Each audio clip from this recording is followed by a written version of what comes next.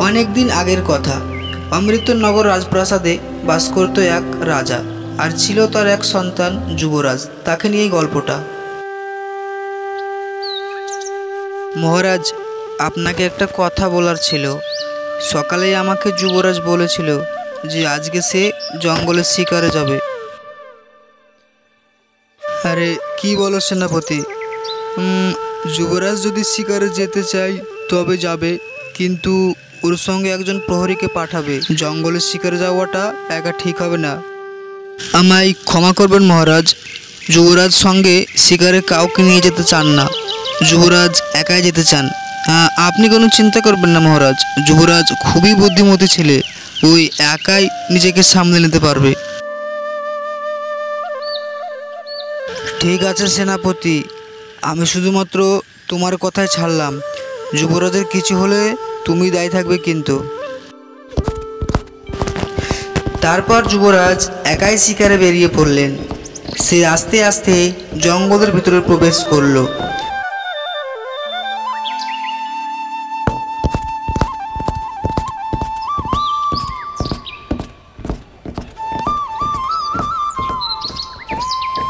যুবরাজ শখের বশে পাখি মারতে খুবই ভালোবাসত। তাই সে জঙ্গলের দিকে এদিকে ওদিকে গাছের ওপর পাখি খুঁজতে শুরু করলো। হঠাৎ একটা পাখি উড়ে এসে গাছের ডালে বসলো।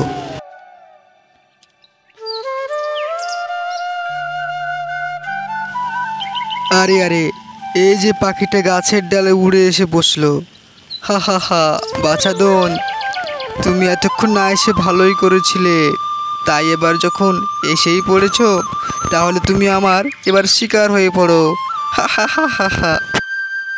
তারপর পাখিটাকে যুবরাজ একটা গুলি করে দিল, আর পাখিটা ছটপট করতে করতে নিচে পড়ে মারা গেল।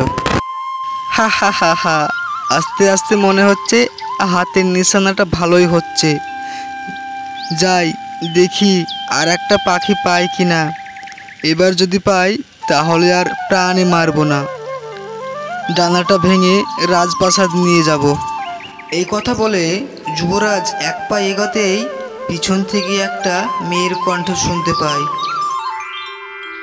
যুবরাজ, তুমি অনেক পশু পাখির জীবন নিয়েছ, আজ তোমার শাস্তির দিন। আরে কে তুমি, আর তুমি বা কেন আমাকে শাস্তি দেবে? আমি কে তুই জানতে চাস? আমি হলাম পাখির দেবতা রানী। তুই যত নিরীহ নিষ্পাপ পাখিদের এইভাবে হত্যা করেছিস, তার জন্য আজ তোকে শাস্তি পেতেই হবে। তাই আমি তোকে অভিশাপ দিচ্ছি, তুই আজ থেকে পাখি হয়ে জঙ্গলে জঙ্গলে ঘুরে বেড়াবি। আরে না, পাখির দেবতা রানী, দয়া করে আমাকে তুমি ক্ষমা করে দাও এবারের মতো। তারপরে পাখির দেবতা রানী যুবরাজের কোনো কথা না শুনেই যুবরাজকে একটা পাখি করে দিল। তারপর সে ওখান থেকে চলে গেল।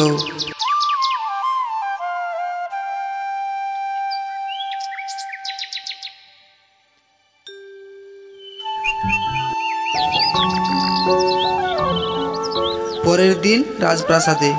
কি ব্যাপার সেনাপতি, একদিন হয়ে গেল, যুবরাজের কোনো খোঁজ নেই? কোথায় আছে, কেমন আছে আমরা কেউ জানি না। শুধুমাত্র আমি তোমার কথা শুনে যুবরাজকে জঙ্গলে একাই ছাড়লাম। হ্যাঁ মহারাজ, আমিও খুব চিন্তিত আছি যুবরাজের জন্য। জানি না ছেলেটার কি হয়ে গেল, তবে আপনি কোনো চিন্তা করবেন না। আমরা এক্ষুনি যাচ্ছি জঙ্গলে যুবরাজকে খোঁজার জন্য, আর যাই করে হোক নিয়ে আসবই। সব প্রহরীকে নিয়ে তাড়াতাড়ি এক্ষুনি যাও তুমি। যেভাবেই হোক যুবরাজকে আজকের মধ্যেই খুঁজে আনতে হবে। সেনাপতির সব দলবল নিয়ে জঙ্গলের দিকে বেরিয়ে পড়ল।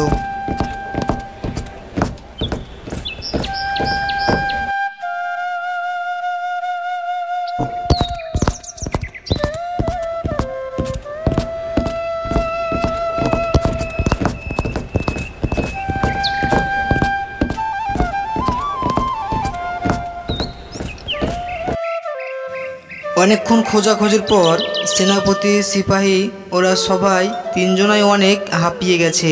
ওই জন্যই একটা জঙ্গলে গাছের নিচে বিশ্রাম করছে। এইভাবেই কিছুক্ষণ জঙ্গলে বিশ্রাম করার পর তারা সে জঙ্গল থেকে আবার রাজপ্রাসাদে ফিরে যায়।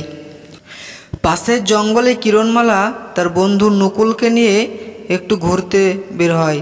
তারপর কিছুক্ষণের মধ্যেই সেই যুবরাজ পাখিটি কিরণমালাকে বলতে থাকে, শুনছো কিরণমালা, আমি তোমার পাশের রাজপ্রাসাদের যুবরাজ। আমি এখন একটা পাখি হয়ে গেছি, অভিশপ্ত পাখি। তুমি আমায় যেই করে হোক আমাকে তুমি মুক্ত করো। আরে তুই তো একটা সামান্য পাখি, আর তুই আমার সাথে মজা করছিস তাই না? তুই যে বললি অভিশাপ দিয়ে তোকে পাখি বানিয়ে দিয়েছে, কে তোকে অভিশাপ দিয়ে পাখি বানিয়েছে শুনি? শোনো তাহলে, আমি জঙ্গলের এক পাখি শিকার করেছিলাম, আর তখন আমাকে পাখির দেবতা এসে অভিশাপ দেয়, আর আমি এরকম পাখি হয়ে যাই।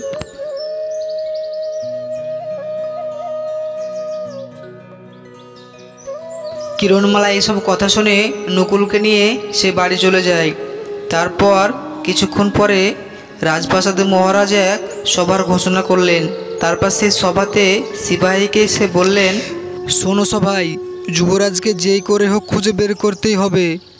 আর শোনো তুমি সিপাহী, তুমি এক্ষুনি যাও আর সারা গ্রামে ছড়িয়ে দাও, যুবরাজ 2 দিন থেকে নিখোঁজ। যে যুবরাজকে খুঁজে এনে দিতে পারবে তাকে নগদ 1000 স্বর্ণ মুদ্রা উপহার দেওয়া হবে।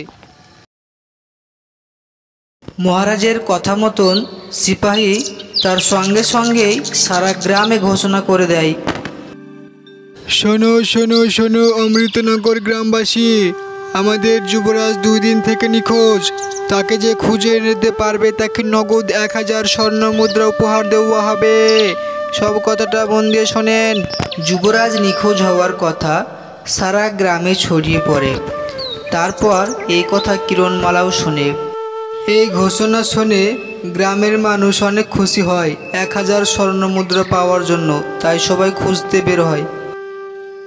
যুবরাজ নিখোঁজ হওয়ার কথা এতক্ষণে কিরণমালা বিশ্বাস করলো। শোনো নকুল, তুমিও তো একটা পশু, আমাকে দয়া করে একটা হেল্প করো এবার। যুবরাজ কোথায় এখন আছে? তোকে কি করে আমি তাহলে এখন বাঁচাতে পারবো? শোনো কিরণমালা, যুবরাজকে একমাত্র আগের রূপে ফিরিয়ে আনতে পারে সে পাখির দেবতাই। আর পাখির দেবতার খোঁজ তোমাকে দিতে পারবে মায়াপুরী। তোমাকে আগে মায়াপুরীকে খুঁজে বের করতে হবে। তাহলে আমি এখন মায়াপুরীকে কোথায় খুঁজে পাবো নকুল বন্ধু? এই ব্যাপারে তুই আমাকে বল, আমি এখন কোথায় যাব? শোনো আমার ছোট্ট বন্ধুরা, এরপর কি করে যুবরাজকে মুক্তি করলো সেটি পুরো দেখার জন্য আমাদের চ্যানেলটিকে সাবস্ক্রাইব করে রাখো। কারণ তার পরের পর্বতে দেখানো হবে যুবরাজকে কি করে আবার মানুষ রূপে ফিরিয়ে পেল। আর কিরণমালা কি পারবে যুবরাজকে আবার সে মানুষ করে ফিরিয়ে আনতে?